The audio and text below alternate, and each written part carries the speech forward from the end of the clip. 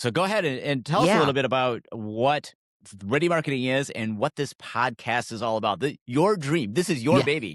it kind You of did is. this. Been wor been working on this for quite some time. Quite some time And indeed. and by the way, if for those that don't know, starting a podcast is actually way harder than I think a lot of people think it is, or just see it like, oh, I'm just going to start a podcast. It's actually there's a lot of pieces and parts to this.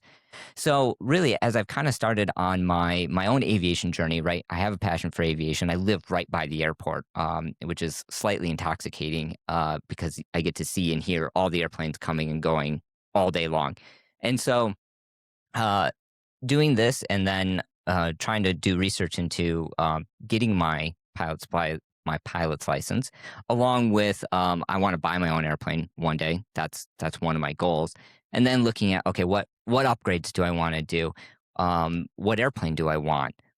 Where am I going to store it? All of this stuff, right? And then I kind of started realizing that there's a gap here. There are some FBOs and MROs and even some charter and flight schools. Some are doing it really good. Like they have great websites, great online presence, great information. But then there are others that like it was actually really hard to get information. You know, it was just like really, really hard. And then you'd watch YouTube videos of others and you're like, oh, that's what they did. Oh, that's how they do it. And you go to their website and there wasn't a whole lot there, right? So it was kind of like, hey, wait a minute. We've done some big work, right? With Ford Motor Company, ESPN, the X Games. We've seen some of the stuff, how it works together and how to get that word out and get that attention. And so taking our passion of aviation and then some of our knowledge of marketing and media and social media and all these things is kind of what led to creating Ready Marketing and then this podcast, because kind of why this podcast is I think going to be really important is helping people.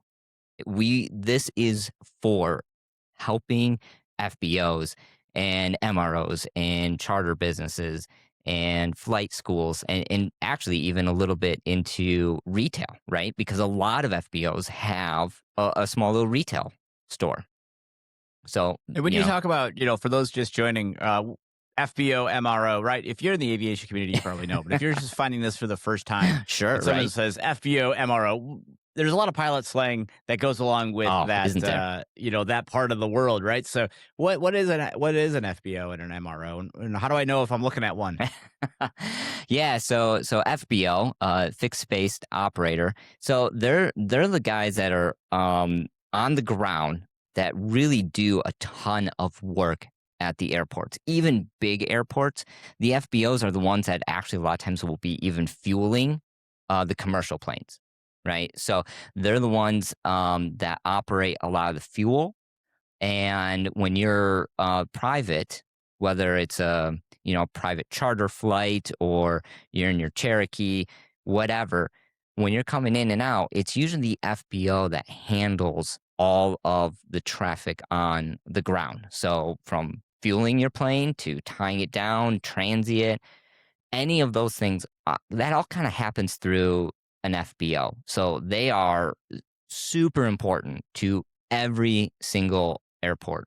And I don't even know. I've heard numbers. There's like what 5,000 airports in the Yeah, U.S. something like that. I think that's about right. And unfortunately, we've had a lot of airports close, especially general aviation airports Yeah. over the years for multiple reasons. And I think a lot of that we see is it's a failure to communicate the value proposition to the community and why the airport is necessary.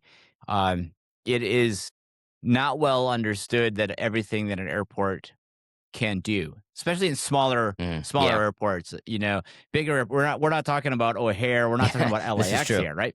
We're talking about these small airports that have 1 to 2 runways that are general aviation. And a lot of times it's just a communication breakdown of not being able to Oh, explain yeah. what the value proposition is to the community, and then the community kind of turns their back on the airport and shuts it Oh, down. yeah. And the FBOs are really the only thing that that it's their line of defense. And so we want to make sure that we arm the FBOs with strategies to help not only bring in more business and to become more profitable and to help get the word out, but also to be good stewards of the community, do community Oh, events, absolutely.